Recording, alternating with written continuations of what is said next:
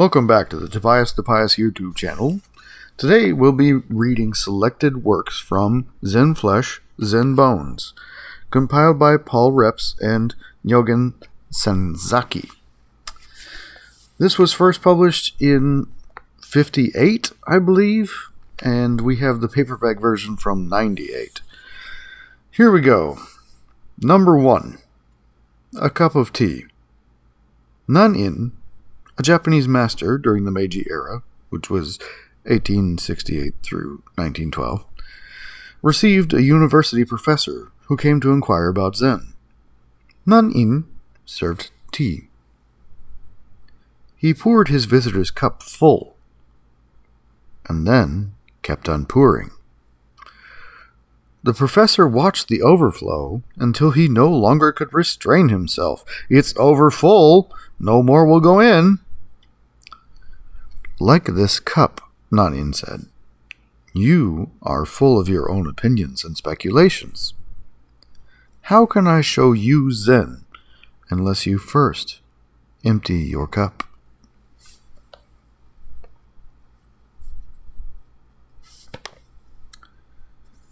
Number 12. The Happy Chinaman. Anyone walking about Chinatowns in America will observe statues of a stout fellow carrying a linen sack. Chinese merchants call him Happy Chinaman or Laughing Buddha. This Hotei lived in the Tang dynasty. He had no desire to call himself a Zen master, or to gather many disciples about him. Instead, he walked the streets with a big sack, into which he would put gifts of candy, fruit, or donuts. These he would give to children who gathered around him in play, and he established a kindergarten of the streets. Whenever he met a Zen devotee, he would extend his hand and say, "Give me 1 penny." And if anyone asked him to return to a temple to teach others, he would again reply, "Give me 1 penny." Once, as he was about his play work, another Zen master happened along and inquired, "What is the significance of Zen?" Hotei immediately plopped his sack down on the ground in silent answer. "Then," asked the other, "what is the actualization of Zen?" At once the Happy Chinaman swung the sack over his shoulder and continued on his way.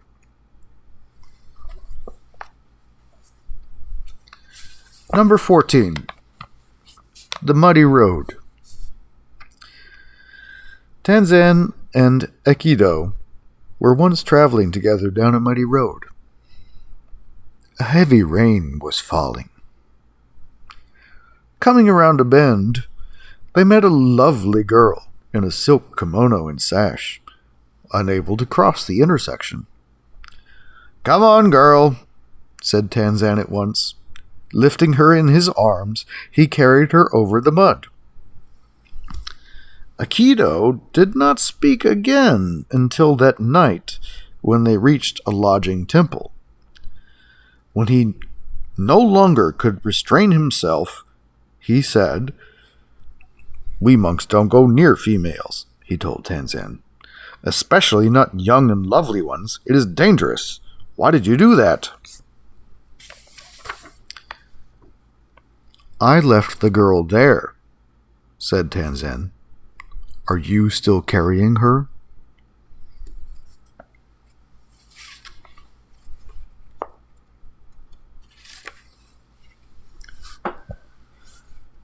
Number 16. Not Far from Buddhahood. A university student, while visiting Gasan, asked him, "Have you ever read the Christian Bible?"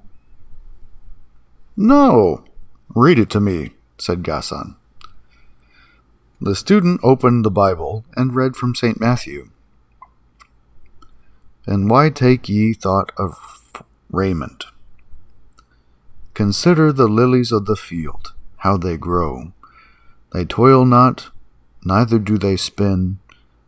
And yet I say unto you that even Solomon in all his glory was not arrayed like one of these. Take therefore no thought for the morrow, for the morrow shall take thought for the things of itself. Gasan said, Whoever uttered those words I consider an enlightened man. The student continued reading. Ask, and it shall be given you.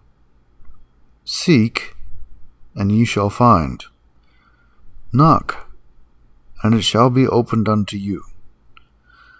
For every one that asketh receiveth, and he that seeketh findeth, and to him that knocketh it shall be opened. Gasan remarked, That is excellent. Whoever said that is not far from Buddhahood.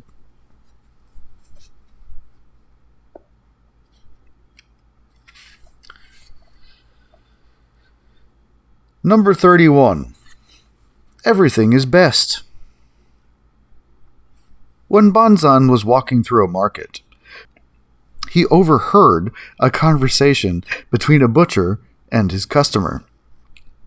Give me the best piece of meat that you have, said the customer. Everything in my shop is the best, replied the butcher. You cannot find here any piece of meat that is not the best. At these words, Banzan became enlightened.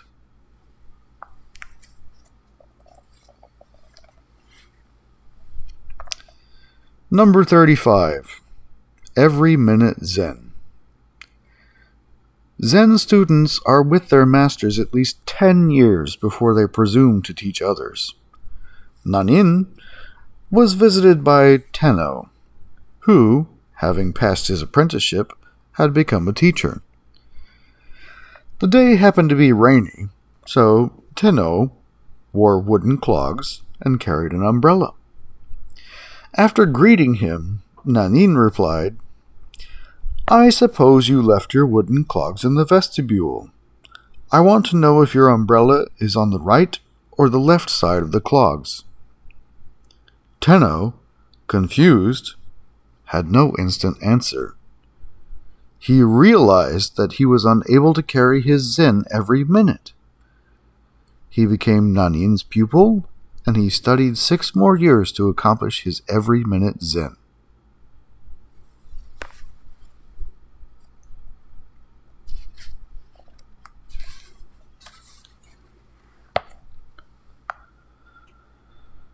Number 44.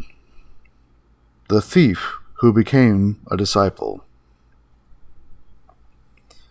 One evening, as Shichiri Kojun was reciting sutras, a thief with a sharp sword entered, demanding either his money or his life. Shichiri told him, Do not disturb me. You can find the money in that drawer. Then he resumed his recitation. A little while afterwards, he stopped and called, Don't take it all. I need some to pay taxes with tomorrow. The intruder gathered up most of the money and started to leave. Thank a person when you receive a gift, Shichiri added. The man thanked him and made off. A few days afterwards, the fellow was caught and confessed, among others, the offense against Shichiri. When Shichiri was called as a witness, he said, This man is no thief, at least as far as I am concerned. I gave him the money, and he thanked me for it. After he had finished his prison term, the man went to Shichiri and became his disciple.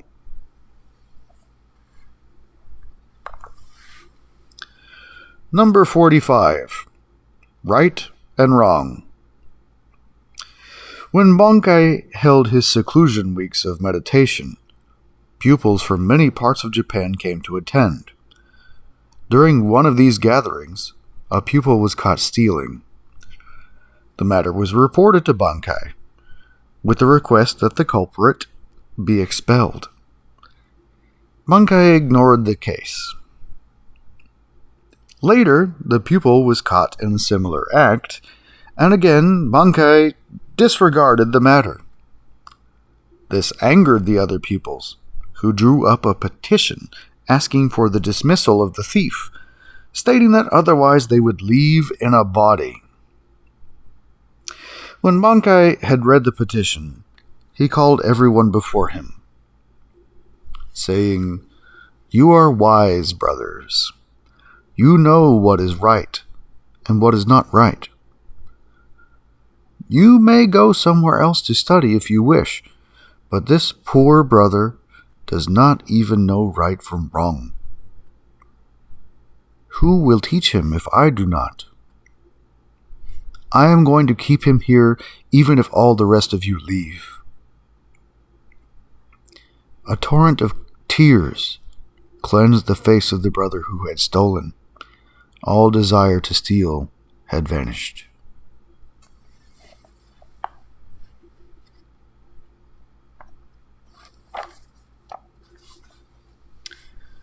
Number 75. Temper. A Zen student came to Bankai and complained, "Master, I have an ungovernable temper. How can I cure it?" "You have something very strange," replied Bankai. "Let me see what you have." "Oh, just now I cannot show it to you," replied the other. "When can you show it to me?" asked Bankai. "It arises unexpectedly," replied the student. "Then," concluded Bankai, "it must not be your own nature. If it were, you could show it to me any time. When you were born, you did not have it, and your parents did not give it to you. Think that over."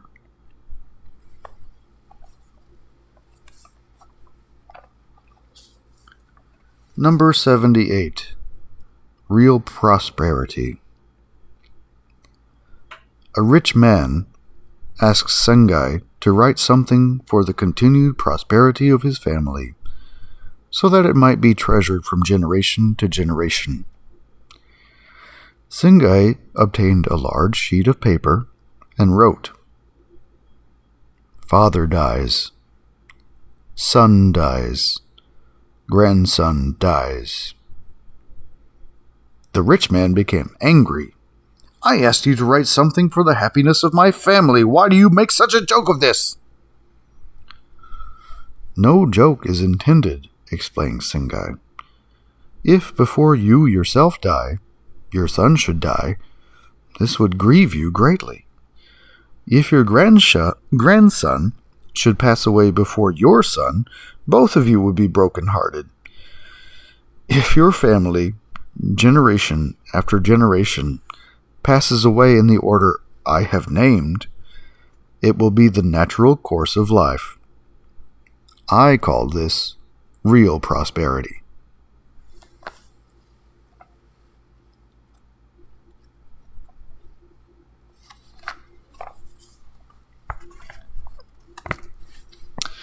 Number 88. How to write a Chinese poem. A well-known Japanese poet was asked how to compose a Chinese poem. He answered, "The usual Chinese poem is 4 lines. The first line contains the initial phase. The second line, the continuation of that phase. The third line turns from this subject and begins a new one. The fourth line brings the first 3 lines together." A popular Japanese song illustrates this. 2 daughters of a silk merchant live in Kyoto. The elder is 20, the younger 18. A soldier may kill with his sword, but these girls slay men with their eyes.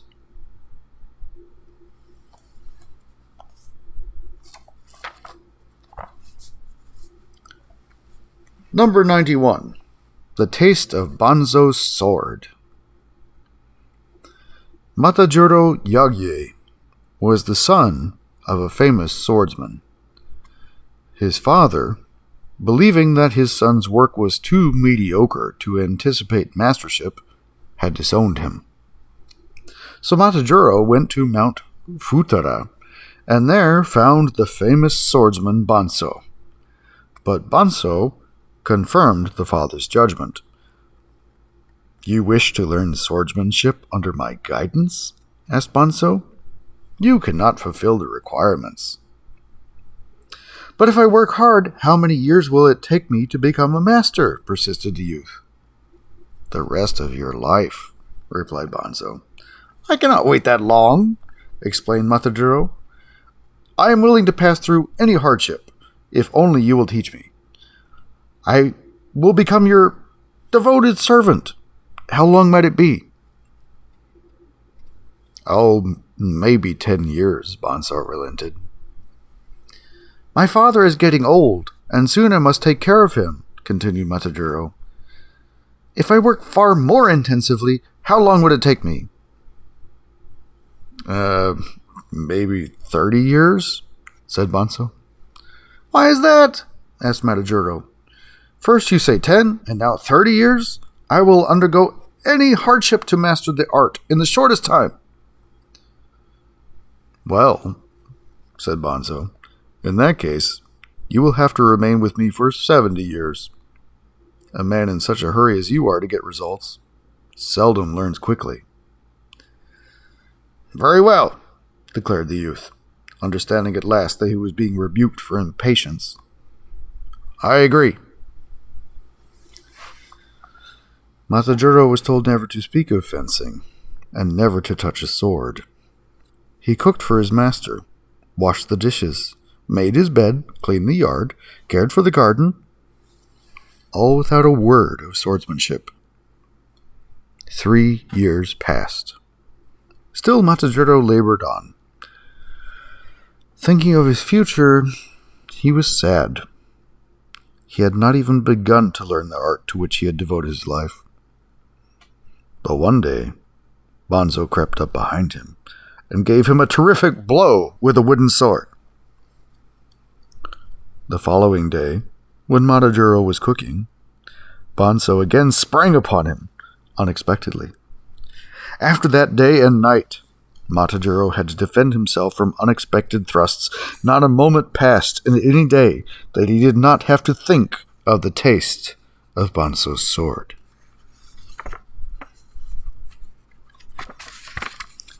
He learned so rapidly, he brought smiles to the face of his master.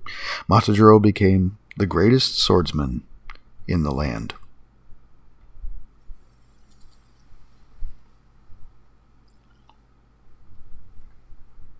Number 92.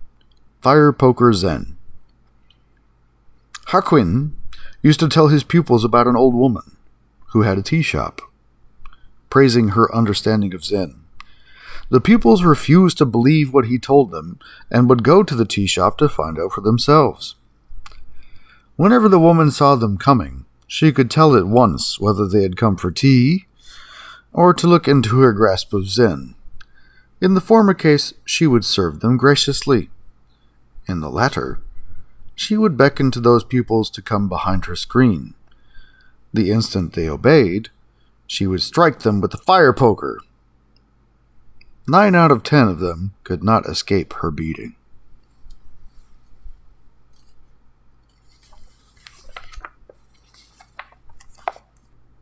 (101) The last story in the book. Buddha's Zen. Buddha said, "I consider the positions of kings and rulers as that of dust motes. I observe treasures of gold and gems as so many bricks and pebbles. I look upon the finest silken robes as tattered rags.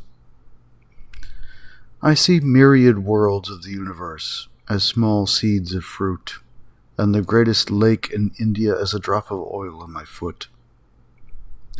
I perceive the teachings of the world to be the illusion of magicians. I discern the highest conception of emancipation as a golden brocade in a dream, and view the holy path of the illuminated ones as flowers appearing in one's eyes. I see meditation as a pillar of a mountain, nirvana as a nightmare of daytime. I look upon the judgment of right and wrong as the serpentine dance of a dragon, and the rise and fall of beliefs as but traces left by the four seasons. There's a brief sampling of Zen Flesh, Zen Bones. Thanks for listening. Tune in next time.